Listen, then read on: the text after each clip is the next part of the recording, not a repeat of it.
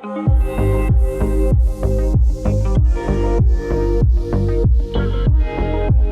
to Under the Hood, the show that gives you an inside look as to what Orbee is building and why we're building it. Today, we're going to talk about a few things related to Google and the changes they've been making. Gosh, just this year, I mean, there's a whole list of things. They keep pushing back the retirement of the cookie. They're retiring universal analytics soon. Ads that land on pages with pop-ups are being displayed. And we just saw that Google is not letting you see keywords from clicks on ad campaigns. Did I get that right, Atul? Yeah, basically, if you buy Google paid search, obviously you're using keywords. You're not going to actually get keyword level insights anymore. So that's the kind of the fundamental change. Got it. So we're going to talk about how, Google's going to make changes, obviously, to survive. I think a lot of things they're doing is might be on the defensive because of privacy concerns, as well as like TikTok being a competitor for just digital advertising in general and search engine marketing now. But how can dealers kind of still optimize their campaigns with all these changes happening, especially if they're relying on Google so heavily? Yeah. So the first thing I'd say is if an agency where you're paying certain levels of fees, say 20% of fees, and you're doing this because they're going to manage keywords, they're going to manage all of the intricacies of these ad campaigns, you have to realize that Google is effectively commoditizing, simplifying, obfuscating, like hiding, because they're sort of saying that, hey, look, we're going to handle all that. Right? Take VLAs. You don't worry about keywords with VLAs. The feed itself handles that. So increasingly, Google, we could argue two sides here. On one side, it could be argued that they're trying to hide information. They don't want advertisers to overly game the system and arbitrage, effectively reducing their revenue potential. But on the flip side, you could argue that they're protecting privacy, that their audience and the information they have about their audience is theirs, right? It's a trusted relationship between the consumer and Google itself. You don't maybe want your keywords to be reverse engineered. Of course, you can't even, Chris, you asked me earlier, can you get the keyword that was searched that got them to the website? Well, imagine you're a pharmaceutical company or something highly sensitive. Are you really? There's no way Google will pass on that keyword information. So this was inevitable. It's just that significant amount of agencies sort of relied on keyword-based optimization to get you the click. But what I say is you cannot optimize on the clicks. You have to optimize on the entire journey. And right. The way you could do that is still relevant. You could still capture that. And there's ways to solve around this sort of keyword transparency limitation. So let's talk about that. You said optimize beyond the click because, okay, they click to get to the website. But we're talking about optimizing once they're on the website. What are they doing? Because, sometimes there's garbage clicks, there's garbage traffic. So you don't want to always optimize just for that click. So what are we helping dealers look at? Like after the click gets there, the traffic's now on the site. What are the signals we're collecting and then pushing back to Google to really optimize campaigns? Yeah, so I've seen some automated. So first of all, the only way to do what you're asking is to have automation, right? So to be able to scale to the level of campaign breakouts inside of your Google advertising and whatnot, where that information is being delivered into the landing page when the consumer arrives. So Chris, let's say you search on Google and you become a candidate for a specific ad. Let's call it campaign, 1, 2, 3. And there's hundreds of these campaigns potentially. When you land, I can still see that you came in through a campaign. They're not hiding the campaign details. They're hiding the keyword, which is proprietary to Google. So you still have the campaign details landing on the site, and then you're earmarking that campaign to this visitor.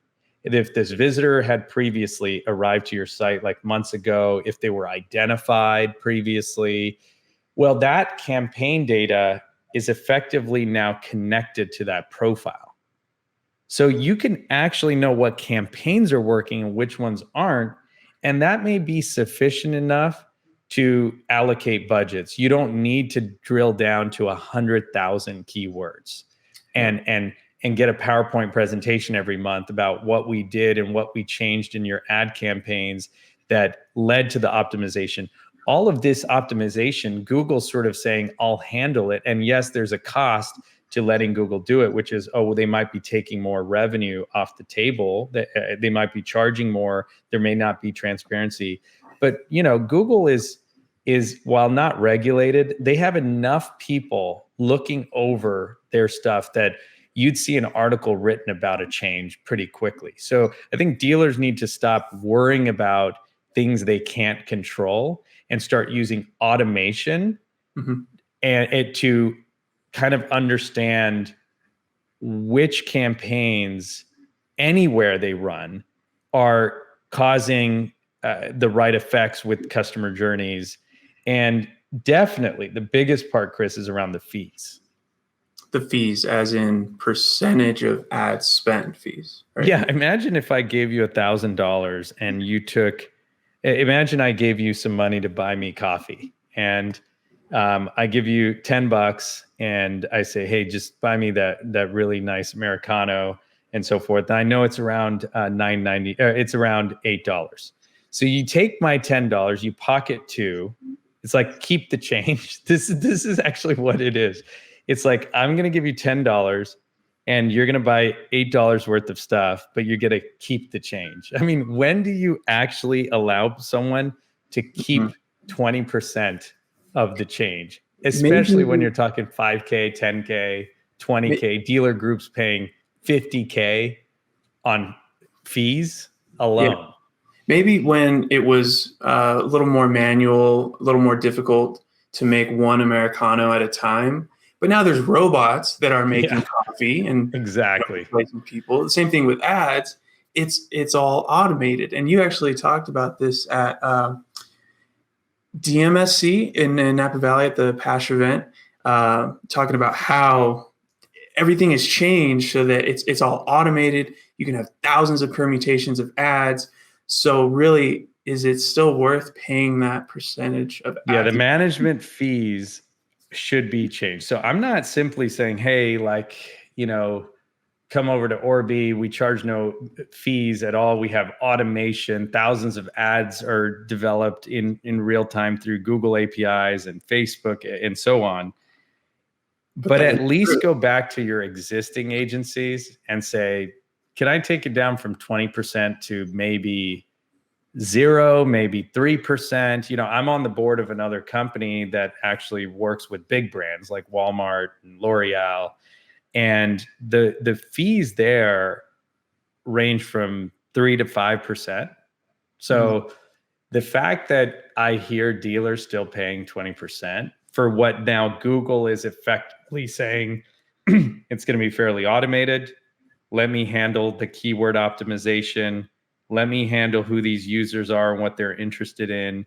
In fact, with responsive ads, Chris, just give me the assets and a couple of words and the URL where they're going to land, and I will make the creative for you. All of these capabilities are generalizing Google advertising to the point where you should never pay fees. Got it.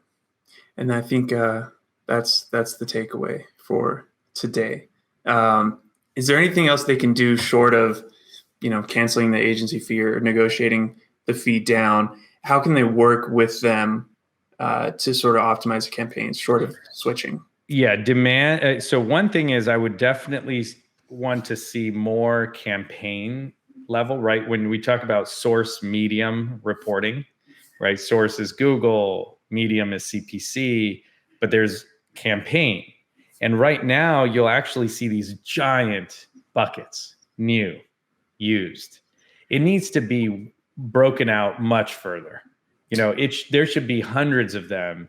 And, we're actually doing some interesting things with some other ad buying platforms where, the campaign field is used for more and more metadata that then it's never going to go down to the individual click, right? In fact, just like segment targeting in Google or Facebook or anywhere, you have to have at least 100 people, 1,000 people, et cetera. So you're never going to be able to create campaigns that are down to one click, but you are going to be able to send into the campaign data these buckets that are common themes, right? Mm-hmm. New or used of a specific make or model. So take your inventory and actually send in to the actual campaign name an underscore. We don't actually do a lot of this stuff yet, but this is starting to make me think these are technically very easy to do when you use the automation that we do. So go back to the agency, ask for some changes to more transparency into the data. Use an analytics platform beyond the one that the agency is using themselves for you. So have maybe something like Orbee Analytics, which, we have a free product around that. And then that way you can actually understand more easily which of these campaigns are working, and then stop worrying about the keywords. Google is basically saying, you don't need to get that transparency. We're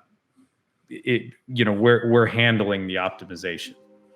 Nice. All right. And on the note of the free analytics, actually today we're doing 2 separate live streams. So we're doing one for the Kane Automotive 20 group, where we're doing a walkthrough of that. And then we're also doing a live stream on LinkedIn. So by the time this comes out, that'll already be posted. The recording will be there, so you can check that out if you want to see what our free analytics platform looks like.